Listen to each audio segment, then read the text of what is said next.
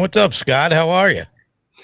Oh man, I need a minute to absorb that new countdown. There was no numbers. I was waiting for the numbers to pop up. Yeah, I didn't put no numbers there because they have StreamYard, which is the what product we use, the software we use, has their own countdown, but everybody uses it and it gets old after a while. It's a 30-second countdown. So I said, let's cut this to 15 seconds, first of all. And it gives you time to do some production stuff on the other side. But everybody, thanks for joining us. We're ending the stigma, a path to recovery. I'm Fred Carroll, and that is Scott H. Silverman. And we're going to talk today about a bunch of things. First of all, I wanted to talk about our going over to the podcast format. We recently went into the format of audio. So we do this live, and we're just taking the same show, and I produce it down into a live audio stream, and it's doing very well. And it's on Spotify, Apple, Stitcher, and Castbox currently. And I submitted it to a few others. I don't know. I get so confused. There's so many of them out there. So, Fred, do you think it's good to see you, by the way, brother? So, tell me, you think more people would listen to this? Is that what the numbers are showing, or more people watch and listen? Because you mentioned audio. So, and I know people are, I hear that they're not moving away from music, but they're adding podcasts on their walks and their exercises and their quiet times and using it for meditation and, breathing and mindfulness and whatever else they can download. So what are you seeing so far? Is it more listening, or is it combinations? Do they like the video side of what we do as well? Are you getting any feedback? They do. We do okay on video and stuff. We don't do what some people do, but neither of us have I guess we're not famous enough. Let's put it that way. You're good looking, but I don't know. Maybe two people I know, they tune in, I think, every week quietly and always share feedback, some comment about, my shirt or my hair or, Yeah. And by the way, I lost another pound. It's kind of hard to see at my weight, but it's, at this trend, it'll take me about 3.5 years to get to my goal weight, but I'm not going to give up. I think you might have passed it on to me because I don't think I lost any weight this week. But so last week, just so everybody knows, the phone line is open. We're here for a half hour to an hour, depends what goes on and how everything goes.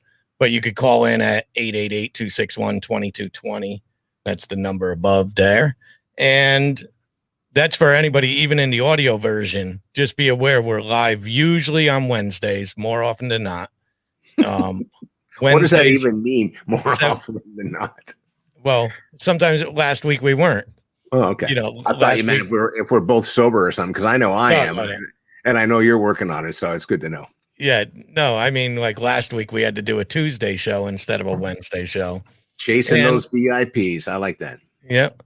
So last week we had Frank King, and he was very good. He did a good job. And I think his story, you had checked out a few minutes early before we were done, but we had talked about how much we didn't talk about. So we'll probably have him on again, and he's welcome to come on anytime. And he wants to come on and talk about what he wanted to talk about that he didn't get to, was his step from comedy to survival. Those steps that he took. What was the awakening? What was the reason he started talking his story and how he got into that? And very interesting guy. He was very friendly. Once you left, he was perfect. Yeah, I know I had to leave. Sorry about that. I've actually reached out to him twice, got no response. So we'll rub that in when we connect, because he said he gives out his phone number, but it's important if you give out your phone number that you answer. People reach out. Well, it's interesting. Somebody was just saying how they hate when people have a voicemail that says, if you can't reach me on my voicemail, just text me. And, they said it's just, people just are, and I think the younger generation, that's so important. I think I don't know if we talked about that last week. I was talking to some mental health providers that there's a real concern that because of, COVID really pushed people over the edge with, electronically connecting. I was even thinking about, because I got a bunch of junk in my background, about getting an old rotary phone just to have on the shelf as a reminder, that it's okay to pick up the phone and call people, because I think it's real important. I do it too. I'm texting and I thought you were going to say, because this is very common in my children's age group, when you call their cell phone, it says the number you have dialed. It says the person you are calling has not set up a mailbox. Oh, I love that. For their voicemail. None of the kids do. My daughter doesn't even know what a voicemail is. Really? She doesn't even, I don't even ever hear her on the phone unless it's video, FaceTiming. That's the only, she just walks around the house with her camera on. And I mean, it's quite alarming at times. Well, probably 90 to 95% of her inbound communication is coming via text, or someone texting going, let's FT, or instant messaging, or Instagram for that matter. So yeah, you're right. My kids, I still have a landline here because I need a fax. My wife and I work out of the house, but and the only reason I still have it is bundled into my cable system. Otherwise I probably wouldn't have the phone here. But yeah, I have the same thing. I have a phone that is active. I couldn't even tell you the phone number. I don't even know the phone number.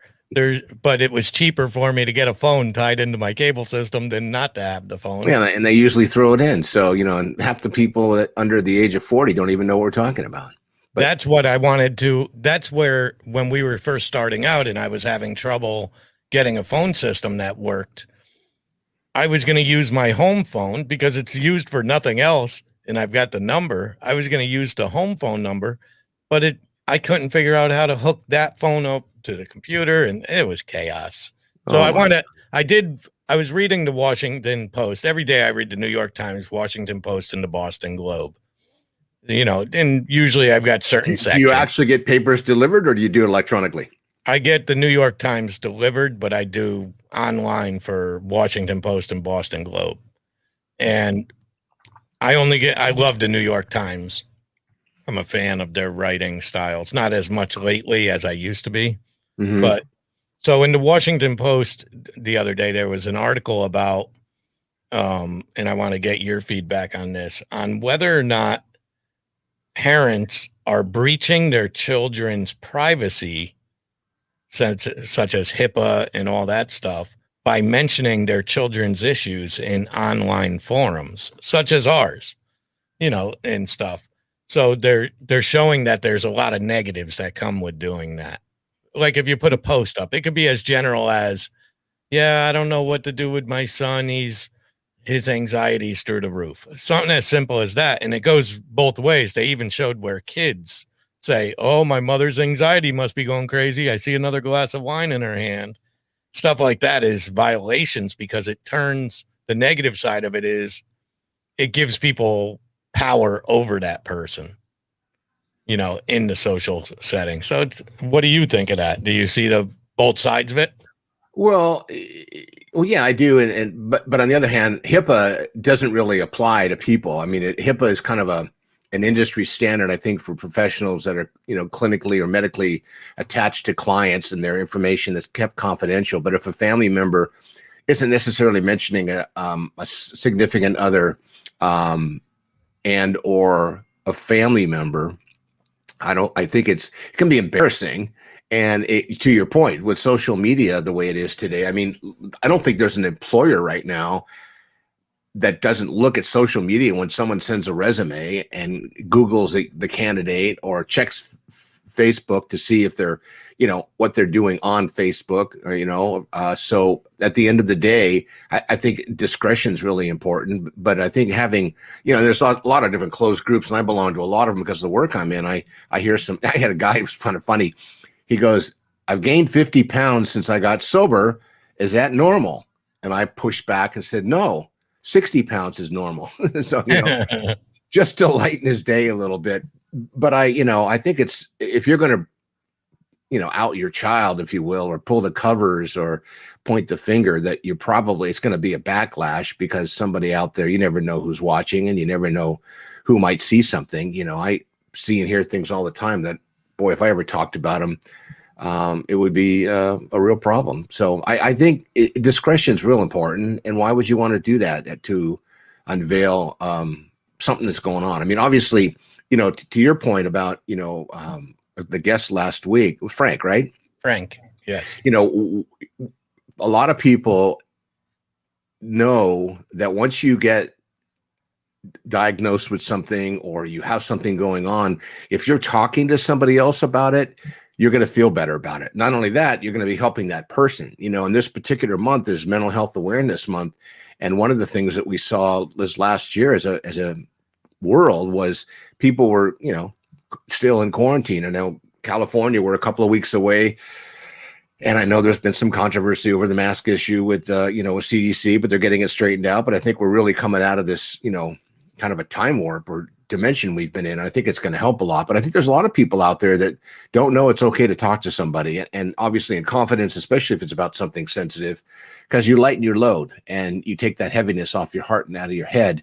And in my case, there's a saying that we have in recovery that, if you don't give it away, you can't keep it. So there's some real, I think, positives about sharing. But I think if you're concerned about a specific family member, outlining that in a public forum, I think you're asking for trouble one way or another, because your kid's going to see it eventually, especially if it's social media that they're attached to. And that's just going to be embarrassing. Well, that was one of the things, is one of the most important things, according to this person writing the article, one of the most important things when you're dealing with mental health is that person has the trust of their parent and stuff, where they could talk to them and come to them and talk to them. And when the parent goes online asking questions in a social forum, it could put a wedge between that trust. Yeah. Well, you know what I see a lot that people do, because I get a lot of the calls, is I have a friend of mine or a family friend who has a child. So they put it onto a second or third party, which is, that's an easy way to just kind of diffuse it. And, you find ways to just spread it out that way. So you're not really saying specifically my kid, and clearly this guy, Chris, I mean, he's got some ideas about it. So yeah, he's on his game tonight. Chris. Oh yeah, he's one of our regulars. He's one of the young people that I've been kind of mentoring about how to navigate the. Chris, where have you been? Chris, you should call in so we can talk to you. I haven't talked to you in about a week online, and this guy, Fred, he's out there right now with his camera. I think he's got a drone too, and he's just really active and trying to he wants to solve homelessness in his lifetime. And he is a guy who's just really taken every free minute he can between work and sleep and eating, and trying to be a big advocate for the homeless community. He lives in the northern part of our community, but goes to LA all the time and always filming stuff. Oh, well, now he's doing. Kurt, maybe we could get him on one day, and we'll do a discussion with Chris if he'd like to do that. But why don't you tell people about your book that's out, and while I do some production work, do you have a picture of it so we can show them? Okay, The Opioid Epidemic. It's on Amazon right now in the pre-sale, and it's going to be available on my website, and you can pre-order right now on Amazon. So The Opioid Epidemic. So, here's a couple of the quick chapter names. Is there really a crisis? Why do I care? We are so screwed. What is addiction? Red flags, the big seven, truth or dare, the sabotage of the teenage mind. And I believe that this is not just another book, but it's a toolbox that families can use and individuals can use to help save lives. This opioid crisis is out of control. Just recently here in our community, we lost a 15-year-old who actually took Xanax, which is common now. It's called counterfeit medication, where the medication looks like Xanax, but it's cut with or mixed with fentanyl.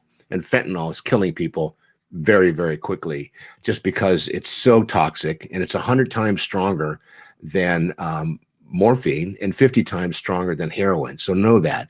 So build that awareness. So I'm real excited about the book, and I hope it's going to save a lot of lives, and I hope it's going to be a resource for family members and loved ones who really, you're mentioning about family members who have a a child or a sibling or somebody who suffers from some mental health issue or behavioral health issue, or they're self-medicating or maybe gambling, the things you and I talk about, how do we reduce the stigma? Well, we start to talk about it. So that's really important as well, because most people don't know how to start the conversation. And first of all, admitting it exists is a hard part. And then, of course, knowing that, you can't fix it on your own. And the most recent piece that I did locally on a TV spot was talk about the puzzle of accessing treatment and recovery. And the puzzle is, imagine you have a 2,000 piece puzzle with no picture. How are you going to put it together? Okay, let's just say you're one of those few that are really smart. But now the challenge is we tell you to take that puzzle into a room, turn off the lights, and try to put it together in the dark. And that's what it's like sometimes, trying to navigate, trying to help somebody if you don't know where to look or how to do it. So, clearly, what you shared earlier about, being in different group settings and asking the question or talking about a loved one you care about and not knowing what to do, there might be somebody there. But on the other hand, there are a lot of trolls out there too, who might say to you, just tell them to man up, if you will, or woman up, and they'll be just fine. Push the drink away and they'll be okay. Don't go on the internet and they won't gamble. But those are people that have no idea what they're talking about. And, addiction's not a moral failing, nor is mental health. It is an issue that can be treated, and there's always help and there's always hope. Well, speaking of that, so I also wanted to talk about, because it is mental health awareness month, I believe, correct? Right. The month. Correct. But so yesterday was the 4-year anniversary of Chris Cornell, the lead singer of Soundgarden, taking his life. Mm-hmm. So I'm connected to his daughter, Toni Cornell, who's now a beautiful 16-year-old, very talented herself, singer. And she posted a simple picture of her father yesterday. And this is where I started doing a deep dive into some of it. And this is basically mental health versus success and wealth. So I researched it based off that, because she memorialized her father on the 4th anniversary. And a lot of people like to associate fame and money as a solution to mental health, but they're wrong. And I think our guest last week described it well, Frank King, mentioning his depression was the worst during some of his most successful times in his life. So I did a study. I checked out a study. There's a study by the University of California, and it revealed the drive for both success and power plays a large role in increased anxieties and depressions that are correlated with those living in poverty. So studies have found people in developed countries with the highest levels of income inequality were 3 times more likely to develop depression or anxiety disorder, according to researchers. They said there were similar results in the United States when comparing incomes and mental illness in each state. So, unfortunately, people posted underneath this, young girl, 16's a young girl, and she's already been through so much. And everybody thinks she has the world, handed to her but she doesn't have a father. That's her point to us, he was a talented musician and wrote great songs. To her, it was her dad. And people I don't know if people know how to talk anymore, because people were putting things like, I don't understand why he did it. He had the world by the balls. I don't understand why he did this. He had all that money and talent. And underneath this poor girl's got to read this. And it just, I don't know. What do you think of that? Do you see that a lot, where people think money's going to solve their problem? Well, I think that the substitution or the quick fix, money certainly is one of those things that people reach out to. Look at the lottery, when it starts to get over a certain amount. I mean, I just got a ticket, for the mega. I think that what happens is that, and we say it a lot in recovery, that, failure is familiar. Okay. Most of us can really relate to failure, and even people who are the most successful have failed many times. There's a saying about, fail frequently so you can succeed sooner. So at the end of the day, when you think about it, success can be a huge barrier. And when you look at some of these power brokers, what is it?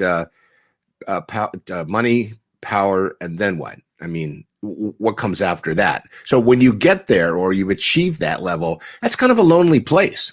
I mean, when you hear some of the stories of some of these people who have reached this level of fame, and some of it have it in their families, so it was made easy for them, and that's even a challenge because they feel maybe guilty about it, or why am I getting this? And then you see some of these people who have done so well, they turn around and then they just do everything they can, philanthropically to help others and to get involved with the community. And it's amazing. Well, I can't remember the star. What's his name? Who's doing the big thing? He did the big thing with COVID, getting people vaccinated out of LA.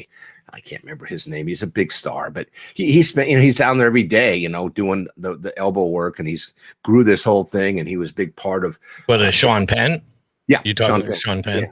Yeah. And there's a guy that, I watched him kind of growing up, and he didn't have to do that. There's a lot of people that have a lot of resources out there that they don't do anything. They figure they work so hard to get what they've got. They don't want to give any of it away or even share it. So I think I think when you look at some of these people who have these multiple homes and the yachts and the big cars and all this stuff, I say it's a lonely place. I can't imagine, because when you go home at night, when you think about it, everybody wants to be your friend.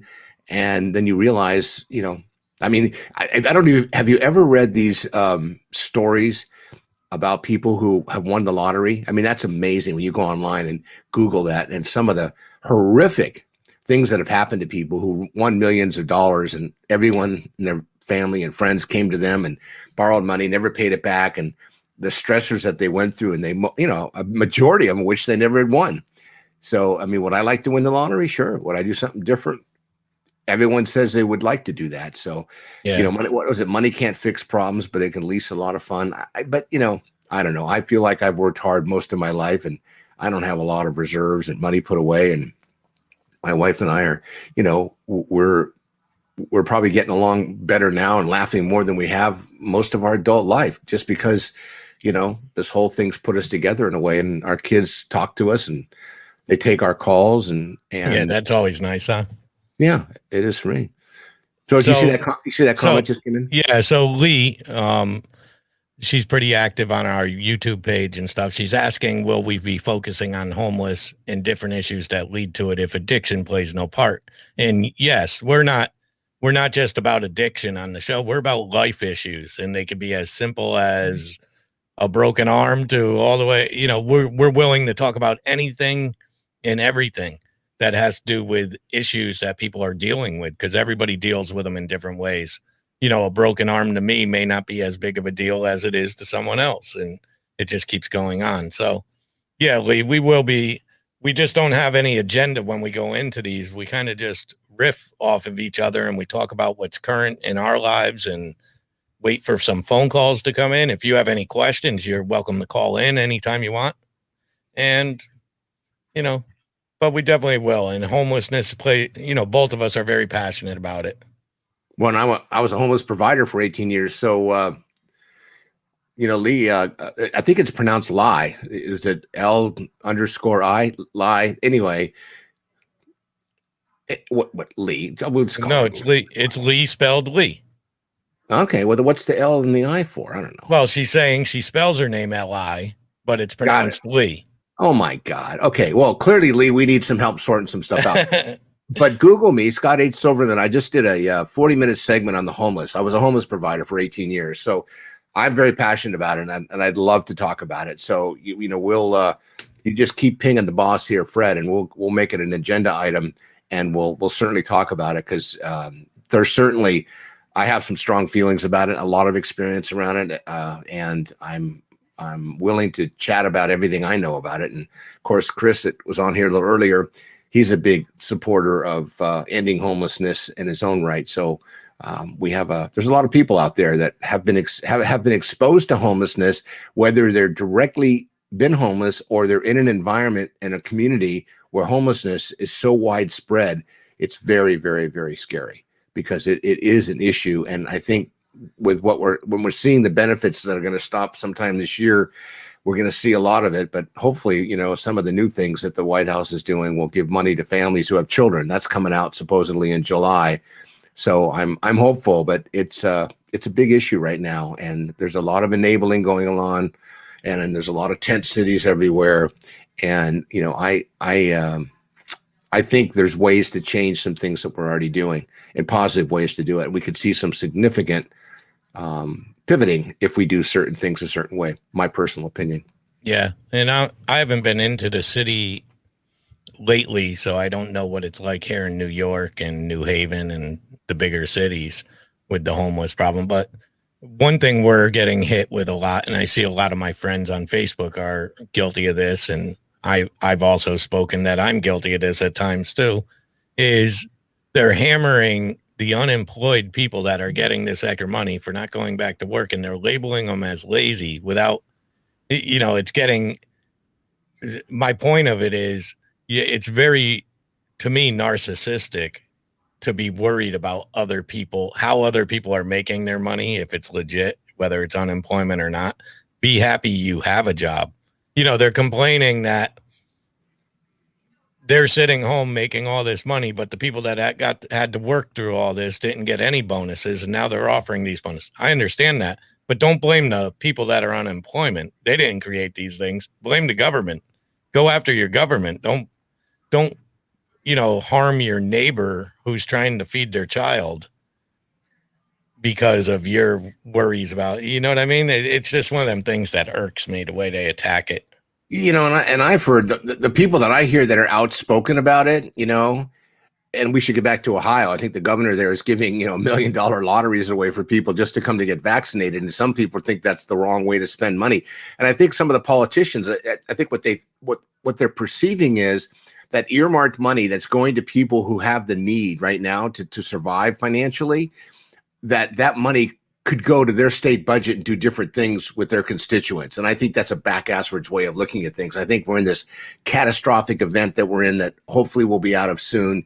And as we do that, and people get back to work, but there's a lot of the entry-level industries that have been impacted by what took place and may not recover if they come back, assuming that they can maintain it. But, here in California, as I said earlier, the doors are all open and businesses can get back to normal. And one of the biggest interesting outcomes of that shift is we're hearing in the news that restaurateurs and the hospitality industry, we're a tourist town, can't find people. Well, the people that were working there before didn't just evaporate. They'll come back around.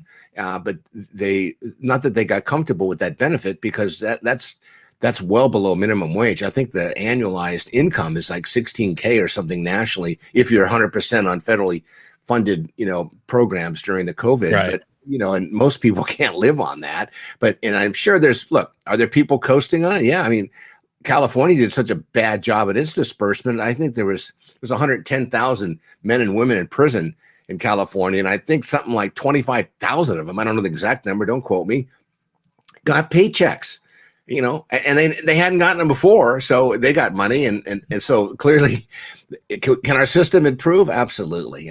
They did make. I think they made one mistake. They made was, when the Trump administration started this and rolled it out, and we're not talking anti-Trump, pro-Trump, or anything. This has nothing to do with politics. I'm just doing a timeline.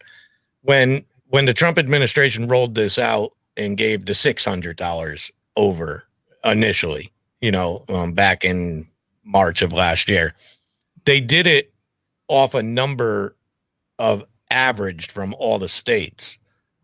But I happen to live in a state where unemployment pays pretty good. In Connecticut, they do a very good job with their unemployment. But people don't realize it. If you go to Chicago, Illinois, they max out at $225. Doesn't matter how much money you make, $225. So for them to get that extra $300, imagine you're making $800 a week. Now you're only getting $225. They give you that $300 to make it $525. That's still not enough money, to survive.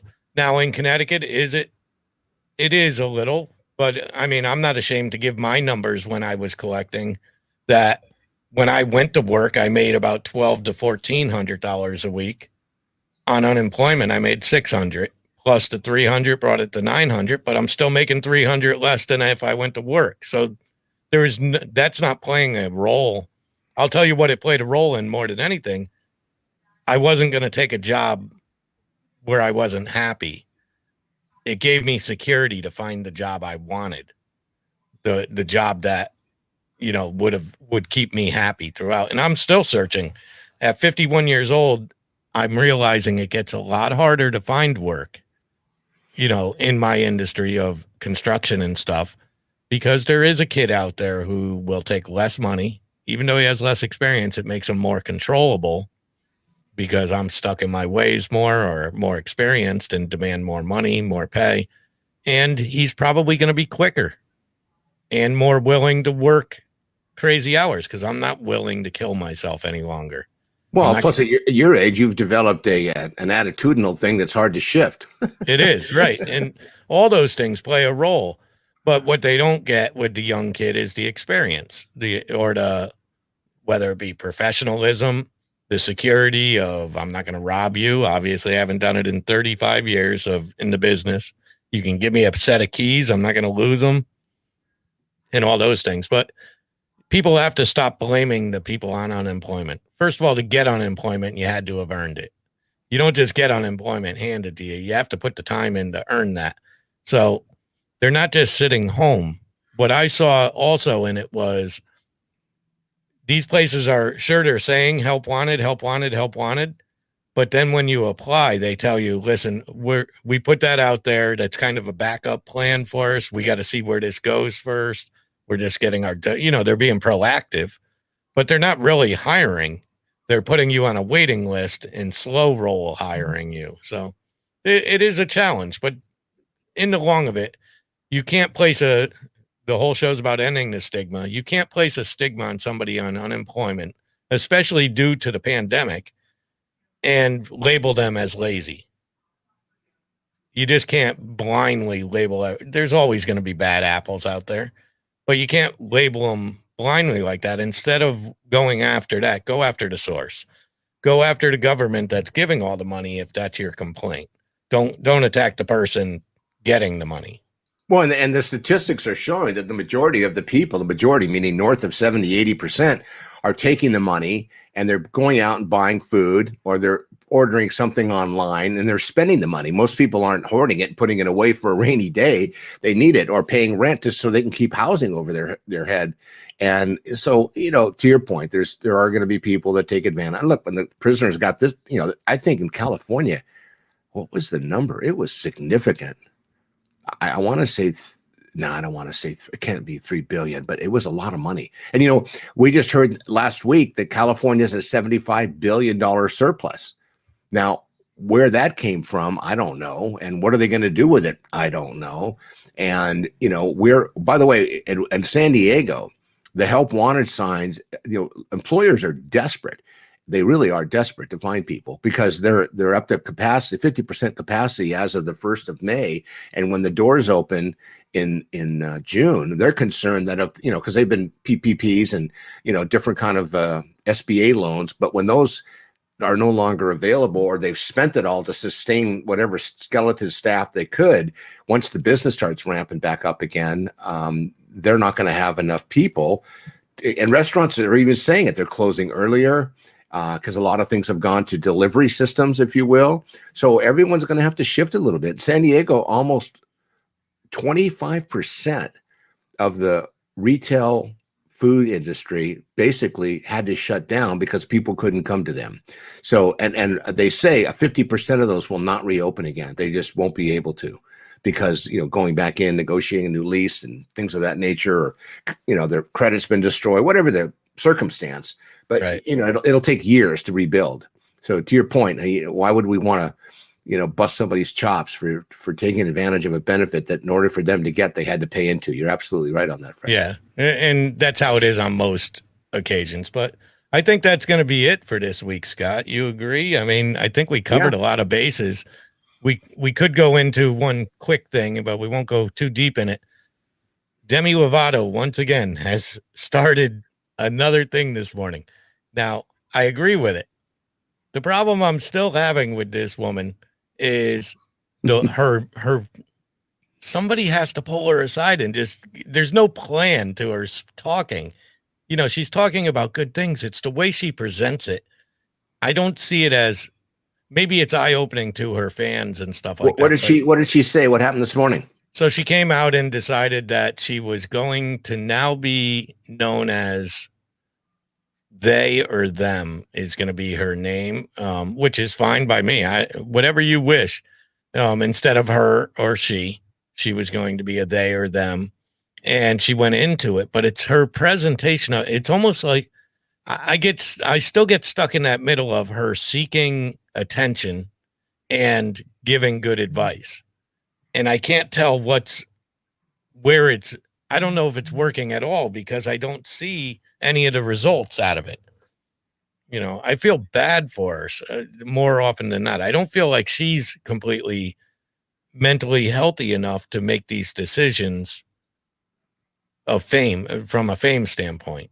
Well, what we were talking about earlier, lonely at the top. Now here's an individual whose success, with her trajectory was unbelievable. And you think about what she went through in her most recent past. I mean, that trauma alone of what she went through, who knows what she's continuing to suffer, either subconsciously or in her heart of hearts, or just from a behavioral health perspective. And I'm not judging. I'm just saying that has got to be, well, that it is traumatic. I mean, that's what happened to her, and then to survive that. And to your point, maybe it's an attention getting device. I don't know, but it clearly, she's got a platform and she figures maybe she can create change her way. Right. And it's not to trash her. I just see it and I comment on it. And I'm not being as negative as I possibly could be. Well, that's because our time is up, as they say in the therapeutic world. I do want to tell you that I was stigmatized again online. Somebody made a comment, and this will all tie together. Somebody made a comment. They wanted to know if I got my tattoos on my arms as an addict.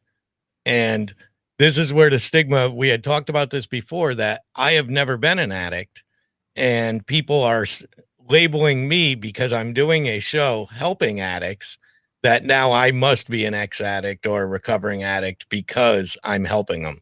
Just do what my daughter does. When, one day she was at a meeting with me when I was taking a token, and somebody came up to her and said, what were you addicted to? And she said, don't confuse me with my dad. Okay.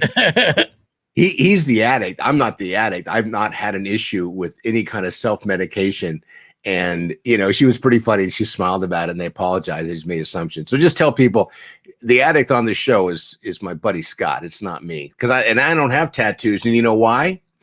Because in the Jewish faith growing up, we're told, and I think it's true, that if you have a tattoo, ready for this, Fred? Yeah. If you have a tattoo, you cannot be buried in a Jewish cemetery. So I'm at a point in my life where I'm not sure I want to be buried in a Jewish cemetery. So I was going to call one on it, but I hate needles and I'm not going through with it. Well, without taking a deep dive into that theory, I'm assuming it means, how do I say this with some compassion towards it? Because I'm not Jewish and what about the ones that were in camps that were tattooed by the Germans? They were buried. That's a good question. And I think that wasn't described as a tattoo, although that's how they applied the ink. They were labeled by somebody else to keep them in order. So it's different. But right. And I can't remember what the actual explanation is. Well, somebody will probably call us on it. But there's something about, I don't know, changing your look or I don't know exactly what it is. It's more like a joke because I'm the addict and I don't have the tattoos. And I probably, I live in San Diego. We're close to the border. We're a military town. We have tattoo parlors. We did when I was growing up everywhere because people come in to go downtown and they, go to the tattoo parlors to get a tattoo and an anchor or something like that. So, it's a good, I'll get back to you on that. Or, let's have Mel check that one out. Yeah, Mel can check it out in between her softball games, but that's going to be it. So this is Ending the Stigma, A Path to Recovery with Scott H. Silverman and me, Fred Carroll. We are now on Apple Podcasts, Spotify Podcast, and CastBox, soon to be others.